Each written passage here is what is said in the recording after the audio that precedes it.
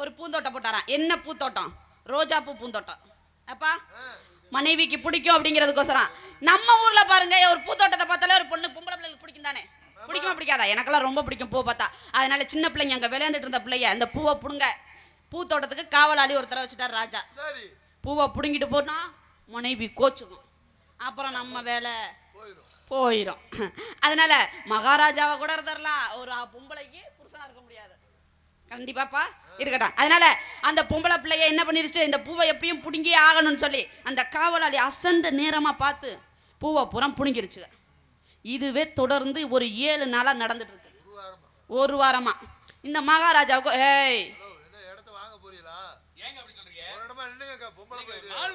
வேகத்துல இருக்கேன், நீங்க என்ன அந்த மாதிரி கதை சொல்றீங்க? நான் கேட்டுட்டு இருக்கேன். என்னமா எங்க போனாலும் குறுக்க வந்துட்டே இருக்கீங்க?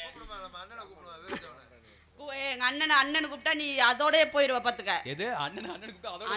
அண்ணனை கூப்பிட்டா நீ அதோட காலி ஆயிருவ. மான்குடியோட போயிருவேன். யார் நீங்களா? ஒரு வாரமா மகாராஜாவுக்கு ஒரு சின்ன சந்தேகம். காவலாளியை கேட்டா காவலாளிக்கும் தெரியல. இன்னைக்கு எங்கதான் இந்த பூ போகுதுன்னு கண்டுபிடிச்சே ஆகணும் அப்படின்ட்டு காவலாளி என்ன பண்ணிட்டாரு, தூங்குற மாதிரி நடிச்சு அந்த பூவை யாரு புடுங்க வர்றதுன்னு பார்த்துட்டே இருந்திருக்காரு. புடுங்க வந்தது 2 பொம்பளை பிள்ளைய. அப்பா புடுங்க வந்தது 2 பொம்பளை பிள்ளைய. நான் சொல்ற கதைக்கு ஈழ போடலாம். அதுக்கு நக்கல் பண்ணாதீங்க. புடுங்க வந்தது 2 பொம்பளை பிள்ளைய. பொம்பளை பிள்ளை புடுங்கினதுல 2 பொம்பளை பிள்ளை மட்டும் மாட்டிக்கிருச்சு. பார்த்தா மடி நிறைய ரோஜா பூ. மடி நிறைய ரோஜா பூ. இந்த பூவோட ராஜாட்ட கொண்டு போய் கொடுத்து நம்ம இன்னைக்கு தப்பிச்சிடணும்டா, நம்ம போய் தப்பிச்சிடணும். நானும் ஒரு வாரமா பார்த்துட்டே இருக்கேன், இந்த பூ அந்த பிள்ளை பிடிக்கிட்டு போயிட்டே இருக்குதுங்க. இன்னைக்கு நாச்சி நம்ம தப்பிச்சிடணும், ராஜாட்ட இதுகளை கோத்து விடணும்னு பிள்ளை எல்லாம் கூட்டிட்டு போயிட்டாரு. வழியில என்னைய போல ஒரு அறிவாளி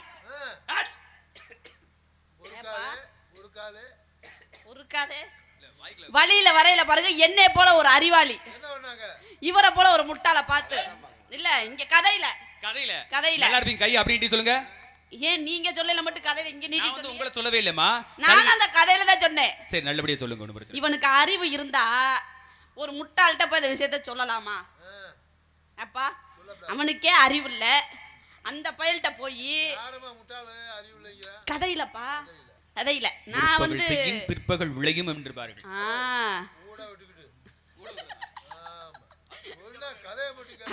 என்னை போல ஒரு அறிவாளி வந்து அந்த பிள்ளைகிட்ட இந்த மாதிரி முட்டாள் காவலாளியை வச்சா அப்படிதான் இருக்கும். எப்படி இவனை மாதிரி ஒரு முட்டாள் காவலாளி வச்சா கதையிலப்பா உங்களை சொல்லல நான். அந்த அறிவாளி என்னை மாதிரி ஒரு அறிவாளி என்ன பண்ணிட்டாங்க, அந்த 2 பொம்பளை பிள்ளையும் பார்த்து வாயுள்ள பிள்ளை பிழைத்து கொள்ளும். என்னப்பா வாயுள்ள பிள்ளை பிழைத்து கொள்ளும்னு 3 தடவை தான் சொன்னாரு. திருப்பி மகாராஜாட்ட கூட்டிட்டு போயாச்சு. இடையில என்னை போல ஒரு அறிவாளி சொல்லி முடிச்சாச்சு. மகாராஜாட்ட கூட்டிட்டு போயாச்சு. மகாராஜாட்ட போனோடனே ராஜா நாங்க பூ பறிக்கல, பூ எங்க போனுச்சு, இவங்க தான் ஒரு வாரமா பறிச்சிருக்காங்க, இந்த புள்ள மாடியில தான் மாடி நிறைய பூ இருக்கு பாருங்க.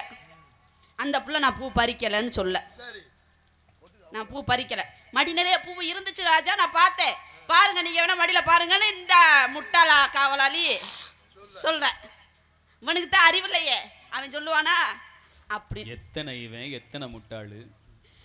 கதையிலப்பா நல்லா சொல்லுமா கதைய.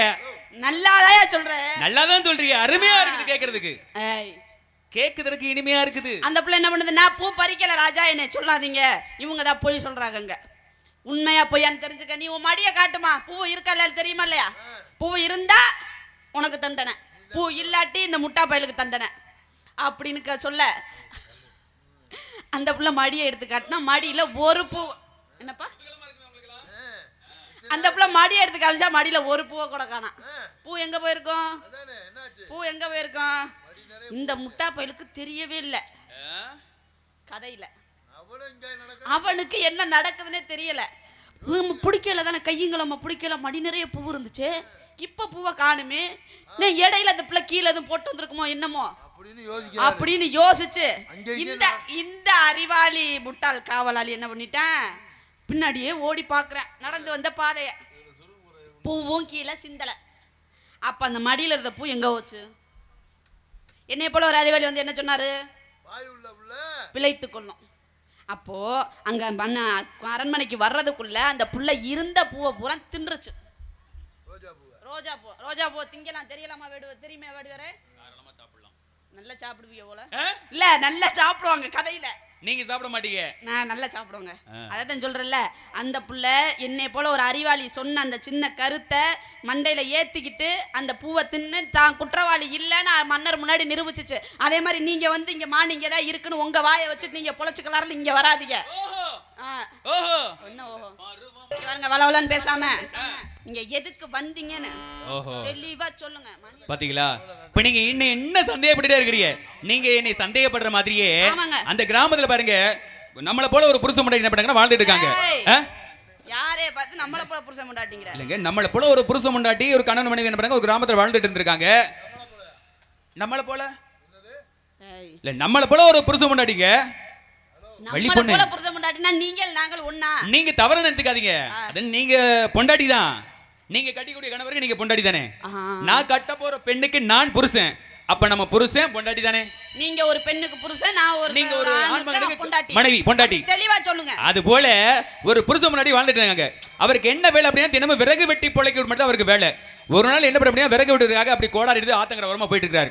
எந்த மரத்தடா வெட்டலாம், ஏதடா வெட்டலாம், இன்னைக்கு வந்து சந்தையில வித்தோம்னா இன்னைக்கு பணம் காசு வரும் அப்படின்னு சொல்லி வேகமா போய் பார்த்துட்டே இருக்கிறார். ஆத்தங்கர ஓரம் பார்த்தீங்கன்னா மிகப்பெரிய ஒரு பெரிய மரம் இருந்துச்சு. சரிடா, இந்த மரத்தை இன்னைக்கு வெட்டிட்டு போனோம்னா சந்தையில வித்தோம்னா எனக்கு நல்ல வருமானம் வரும், இதை வச்சு நம்ம குடும்பத்தை வழி நடத்தலாம் அப்படின்னு சொல்லி அந்த மரத்தை வெட்ட ஆரம்பிக்கிறார். வெட்ட ஆரம்பிச்ச உடனே இப்படி ஓங்குனாரா இல்லையா, ஒரு வெட்டு கூட விழ கை நழுவி ஆத்துக்குள்ள பார்த்தீங்கன்னா கோடாரி ஆத்துக்குள்ள விழுந்துருச்சு. ஆத்துக்குள்ள விழுந்தா பார்த்தீங்கன்னா ஒரு வயிற்றுல வயலில் அடிச்சுக்கிறார். இறைவா, எனக்கு இருந்த ஒரே ஒரு கோடாரி தானே, அதுவும் ஆத்துக்குள்ள விழுந்துருச்சுடா. இனி எப்படி இந்த மரத்தை நான் வெட்ட போறேன், எப்படி என் குடும்பத்தை வழி நடத்த போறேன், எப்படி என் பொண்டாட்டி கொண்டு பணத்தை கொடுக்க போறேன் அப்படின்னு சொல்லி இறைவனை கேட்டு உடனே பிரார்த்தனை பண்றாரு. உடனே என்ன பண்றாரு, இறைவன் கண்ணுமுன்னாடி வந்து ஒரு தங்க கோடாரியை கொடுத்தாராம். தங்க கோடாரியை கொடுத்த உடனே அவர் வாங்கணுமா இல்லையா? அவர் என்ன போல அவன் நல்ல மனுஷன் போல இருக்கு. ஐயா, எனக்கு இது வேண்டவே வேண்டாம். என்ன சொன்னீங்க? ஊடால வந்து என்னைய போல நல்ல மனுஷன். இல்லங்க, அவரும் நல்ல மனுஷன் தான். இப்ப மட்டும் உங்களுக்கு அப்படியே கசப்பா இருக்குமே, அந்தமா சொல்ற போது உங்களுக்கு இனிப்பா இருக்கும், நாங்க சொன்னா மட்டும் கசப்பா இருக்கும் உங்களுக்கு. அவரும் என்ன போல நல்ல மனுஷன் நினைச்சிட்டு அவர் என்ன பண்ணாரு, தங்க கோடாரி எடுத்து வாங்கணுமா இல்லையா? ஐயா, இது என்னுடைய கோடாரியே இல்ல, எனக்கு இது வேண்டவே வேண்டாம் அப்படின்னு சொல்லிட்டாரு. சரிப்பா, இது உங்களுடைய இல்ல அப்படின்னா உடனே என்ன பண்ணாரு, இறைவன் வெள்ளி கோடாரியை கொடுத்தாராம். வெள்ளி கோடாரியை காண்பித்த பிறகு ஐயா, இதுவும் என்னுடைய கோடாரியே அல்ல அப்படின்னு சொல்லி இந்த விறகு வெட்டி என்ன சொல்லிட்டாரு. உடனே இறைவன் ஒரு நல்ல மனுஷன் பாராட்டி மூன்றாவது ஒரு இரும்பு கோடாரியை காமிச்சாராம். இரும்பு கோடாரி காமிச்ச உடனே இவர் என்ன பண்றாரு, விறகு வெட்டி, ஐயா இதுதான் என்னோட கோடாரி, இதேதான் இந்த கோடாரி தாங்க என் கோடாரி அப்படின்னு சொல்லி இறைவனை கேட்ட உடனே என்ன நல்ல மனசை பாராட்டி இறைவன் என்ன பண்றாரு அப்படின்னா அந்த தங்க கோடாரி வெள்ளி கோடாரி அப்படின்னு இரும்பு கோடாரி சேர்த்து மொத்தமா 3 கோடாரியும் கொடுத்துட்டாரு. இவர் வாங்கினாரா இல்லையா? வாங்கிட்டு விறுவிறுன்னு எங்க வீட்டுக்கு வந்தாரு. விறகு கூட வெட்டல. வீட்டுக்கு வந்த கூட நேரத்தில் அவதினா பொண்டாட்டியை கூப்பிடுறாரு. ஏய் அடியே, ஏய் அடியே, அடியே பொண்டாட்டி. யாரே சொல்றீங்க? கதையிலமா வேடுவரே முழுசா உள்ள போக மாட்டீங்க சொல்லிட்டேன். முழுசா உள்ள போக முடியாது, முழுசா வீட்டுக்கு போக மாட்டீங்க. இல்லங்க, முழுசா உள்ள போய் சேர மாட்டீங்க அப்படின்னா என்ன விஷயம்? அப்புறம் முழுசா வீடு போய் சேர மாட்டீங்க. ஏன் அப்படி சொல்றீங்க? நான் உங்களுக்கு இருக்க மாட்டீங்க, அதை சொல்லிட்டேன். உங்களை நான் தவறா சொல்லுவேனா?